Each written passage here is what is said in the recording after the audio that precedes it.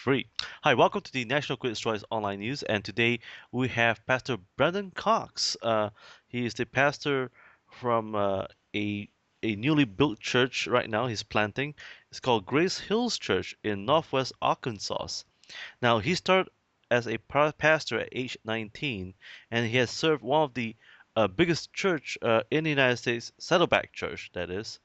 And now he's going to share with us about his new book called Rewired. Now, this book will be released in February 14 and is now available for advance order with Amazon.com or at your nearest church bookstore or your leading bookstore near your home. Pastor Brandon Cox, thank you for joining me. Thank you very much for having me.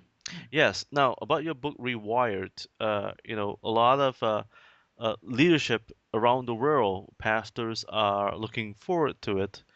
And in fact, one of the questions they ask is that why do you name your book Rewired? Well, that's a good question. It kind of relates to a personal story from my life. My grandfather was in the communications business, and his business was to buy up warehouses full of old wiring and old communications equipment, and then he would resell that to businesses that wanted to upgrade their equipment but couldn't afford to go with the newest, latest technology. And as I see the church throughout the world, sometimes I think we're doing a very similar thing where we want to update, we want to communicate better, but we're scared to completely update. And so the idea of being rewired is just that while the gospel never changes and our message never changes, the way that we communicate it changes as new technologies come along. So it's really about rewiring how we think about sharing the gospel message. Now, sharing your gospel message, Mhm. we have a question from Seoul, Korea, and that is a church as well as a bookstore has a question for you, and that is, dear Pastor Brandon, uh, could you tell us what inspired you to write this book, Rewired? And Sure. yes. Well, I had joined Twitter about 5 or 6 years ago, and began to see how it connected me to people around the world that I never would have been connected with otherwise. A conversation that springs to my mind is a graphic designer in London who is not a Christian, not a believer, but we connected because we were both talking about graphic design issues, and he began to ask me questions about my faith. And from there, I just began to use it a lot more, and it eventually connected me with the gentleman at Saddleback Church who hired me as a pastor there. And so for me, social media has been a tool or a mechanism for connecting me to people both inside the church and outside the church that I never would have met otherwise. Now we have a question from Thailand, Bangkok, that is, and the question for you is that, dear Brendan Cox, could you tell us how important the role for social media is playing today? Yeah, I believe it's playing a vital role, a very important role, and it's playing a role whether we want it to or not. In other words, the people who are part of our church are using social media, whether our church is using social media or not. And so, on many social networks, on a lot of social media, people are engaging with each other, they're connecting with each other, and they're talking about faith, and they're talking about politics, and they're talking about the issues that face them, whether our churches are tuning into it or not. So, very important in terms of people relating to each other. Now we have a question from Malaysia, in Kuala Lumpur.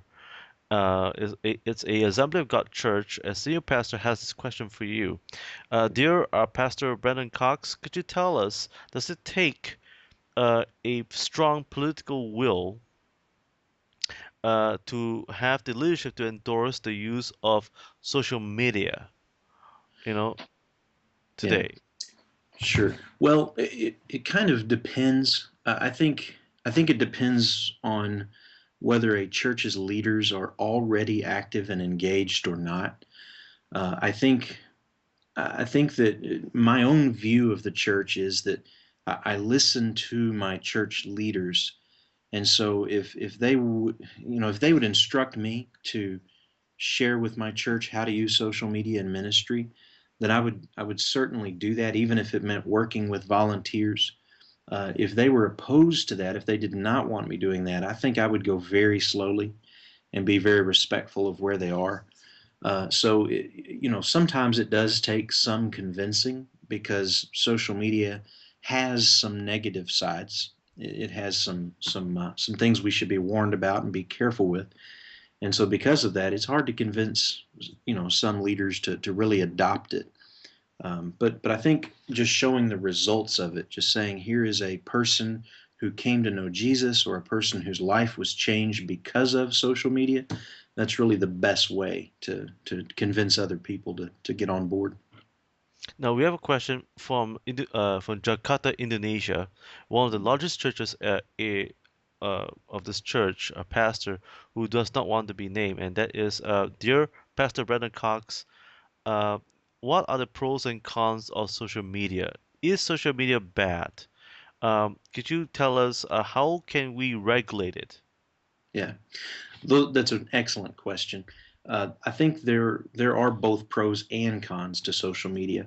Overall, I see it as a good thing. I believe that the idea behind social media goes all the way back to the Garden of Eden. And what I mean by that is social just means in relationship, and media is just information. And so in the Garden of Eden, the way information got from one person to the next was through conversation. And that's how the story of Christianity was passed down through the centuries.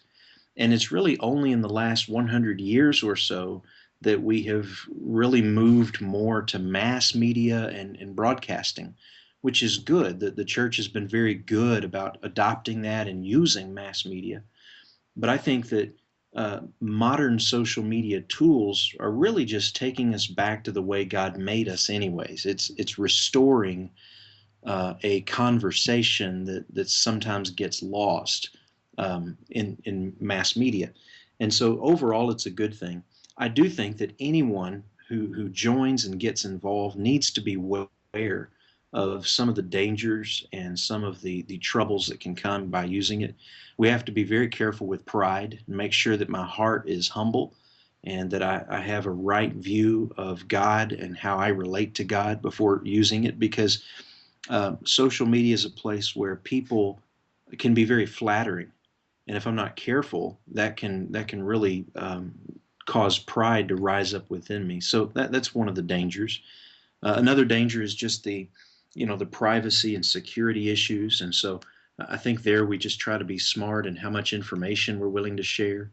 And another danger I think is that sometimes our emotions, our feelings can become so strong about an issue that we speak out on social media without a larger conversation or a larger context.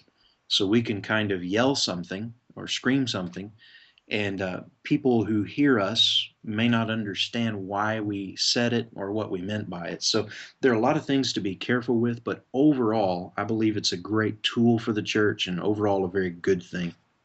We have a question from Yangon, Myanmar.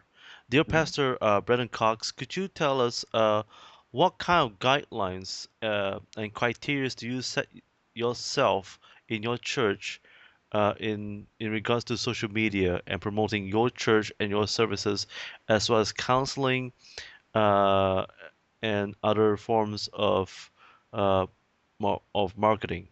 Sure. Well, one of the advantages of social media is for us we use a Facebook page, a very popular tool here. And as we do, we make sure that we only allow certain people to be administrators of that page so that we know who is speaking for us. And if we have a volunteer who is a part of that part of our ministry, We make sure that they are committed to what we believe as a church and to who we are as a church, so that we can predict and we can know with certainty that they're not going to say anything that we would have to later correct or disagree with. So that's one of the big precautions that we take, is just knowing who is posting on our behalf. And the other precaution I would say that we take is, as we interact with the public, we allow people to disagree as they converse with us. We allow people to disagree with what we might say. What we don't allow is for them to be slanderous or insulting, or things that would go beyond just disagreeing. So those are a couple of things that we do to try to be careful with who speaks on our behalf, if that makes sense. Now, another question that's coming from Singapore, and that is a interdenominational church. This question is for you to answer, and that is, Pastor Brandon Cox, what is your view between the charismatic congregation as well as the non-charismatic congregation on their attitudes and perceptions on social media? Yeah. Is God calling the Christians to use the social media to reach out? Yeah. Well, I have good friends on both sides of that. Good friends who are charismatic, and many good friends who are non-charismatic. And I think I see both agreeing strongly that it is a tool that's available to us today to share the gospel, and that the tool itself is benign. It's not harmful on its own. It's how we use it that matters. And so, the way I see it is, Jesus came to earth during a time when there were Roman roads, which were a new technological invention.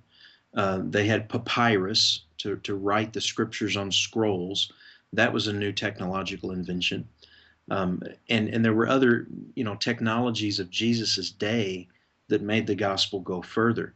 And then when you look down in history a little bit, and you have the printing press, that's another technological invention that we've used very well. The radio, the television, those are all things that I think are technologies that have really given us a good way to spread the gospel. And I see social media the same way. And usually from both charismatic and non-charismatic backgrounds, I see an agreement there that this is a great opportunity for us to represent Jesus in that internet online space. Now, what would be your encouragement to denominations who do not believe in technology? What would be the one word that you have for them? Well, that's a really good question. I think I would not challenge too heavily churches that don't believe in technology. Uh, I think I think every church has to look at its own context. So in my context, the members of my church are almost all engaging in social media. So for me to not engage, I would be out of touch with them. It would be difficult for me to communicate with them without engaging where they are engaged. There may be other churches, however, that their members are not engaged, and the people they're trying to reach are not necessarily engaged. Perhaps they live in a community that doesn't have that kind of access to the internet. And in that case, I think obviously we would scale back. We would not embrace something that our people are not embracing. To put it a different way, I would not challenge people to adopt technology they are not already using. And so if I'm in a church that doesn't use technology, then I'm not going to worry about challenging people to use it. I would simply use it if my people did. Wow, well said and well done. Pastor Brandon Cox, we have a question also from coming from Brunei, and that is, dear Pastor Brandon Cox, what are the three key lessons that you have learned uh, from writing this book, Rewired, uh, based on your experience? What are the three takeaways that you have seen so far? Yeah. The three big takeaways for me would be, number one, that leaders can connect with other leaders they've never connected with before using social media. Some of the pastors who now coach and encourage me, I only know them because of using technology and social media. We never would have connected without it. So, for me to grow as a pastor and to learn from other pastors, it's one of the greatest reasons to adopt, social media and technology.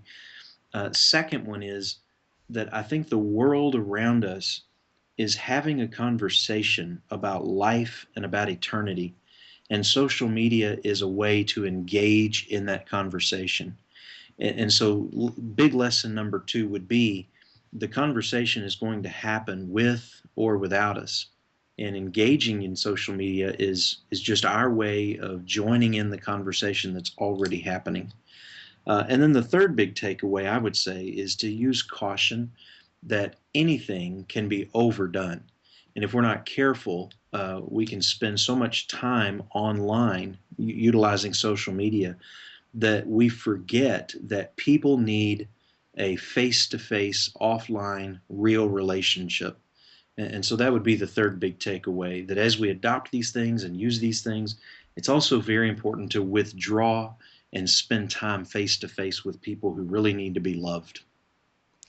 And also, we have a question from the Philippines, in Manila, and that is, dear Pastor Brandon Cox, could you give me an advice where I am trying to adopt and adapt to changes with technology and such as the social media, and with my church, I'm having a hard time trying to convince uh, my senior pastor about this issue on having to adapt and adopt the changes.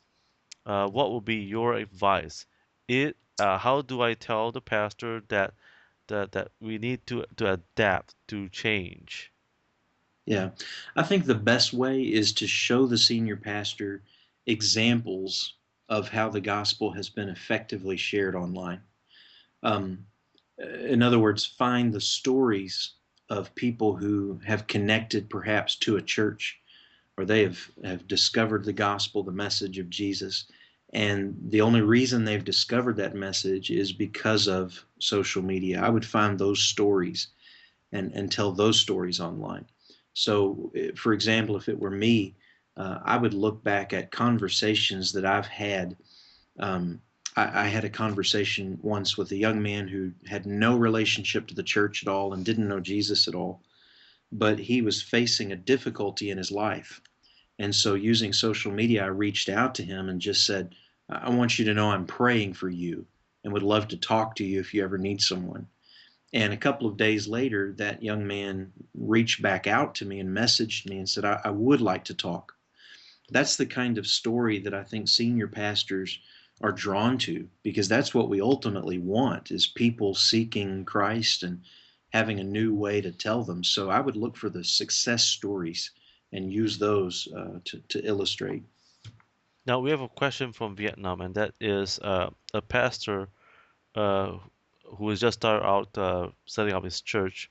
And this question is goes like this: dear Pastor Brandon Cox, could you tell us or give us an example on how you start your church, over at Arkansas? Mhm. How did you manage to promote and market your church? Yeah. Well, here in America, many churches, when they begin, will spend a lot of money, a lot of capital on advertising. And we didn't have a lot of money, so we decided not to do a lot of advertising. Instead, we used a couple of the social tools that are available to us. In particular, here, and I'm not sure where all Facebook is available, but for us, Facebook is probably the biggest tool. And so I would connect with a friend whom I had met somewhere. We would become friends on Facebook, and they might like my church on Facebook. So they might click the like button on my church's page. And from there, as I would say things on Facebook, they would help that message to travel further. So as my network of friends here in our area grew, um, the things I might say about our church or the things I might say about starting our church, those are messages that my friends might share with their other friends. And it just sort of developed from there very quickly.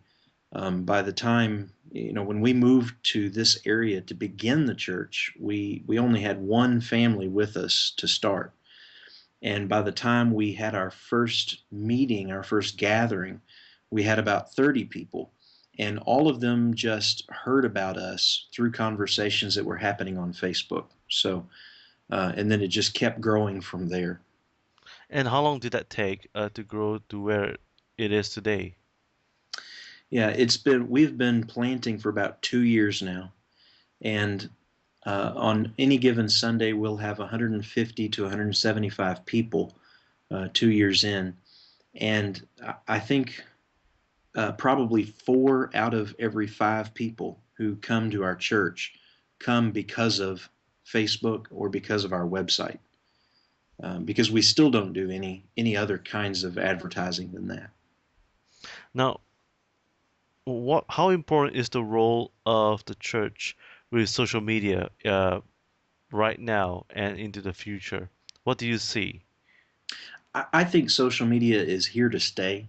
It's only going to become more a regular part of our lives, and I think the church has to consider that this is kind of a wave that is coming, and we can catch this wave or we can let it go.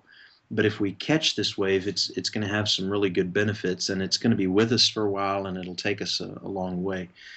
And so I think the church has to stay engaged at this point in history, because just like with the printing press or the computer and the internet, these things are invented, but then they become a part of our lifestyle, and they don't just fade away overnight. And so I think they're going to be with us for a long, long time.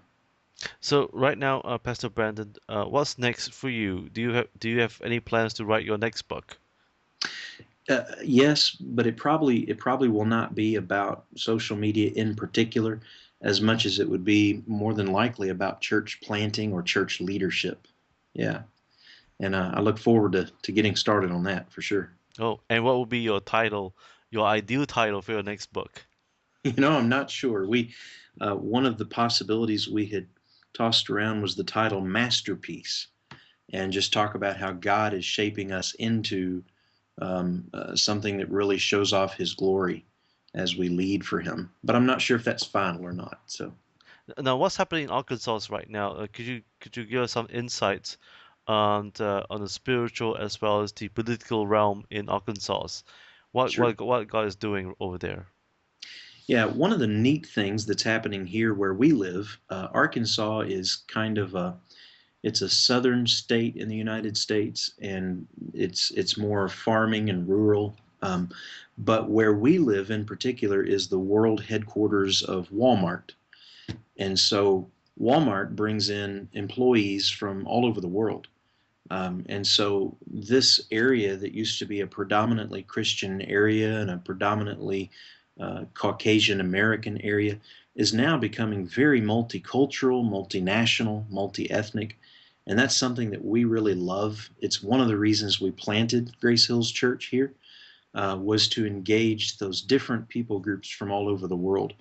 So one of our church members, in fact, is from Indonesia, and he's here in the United States because of Walmart, and he's an example of someone that we feel like we're reaching, that's just coming from all over the world. So that's one of the things that we face a lot here. Another thing that we face here a lot is that there's a bit of an economic recession, and so people who have made quite a bit of money from Walmart, from working for Walmart, are now struggling to keep that, struggling to maintain that.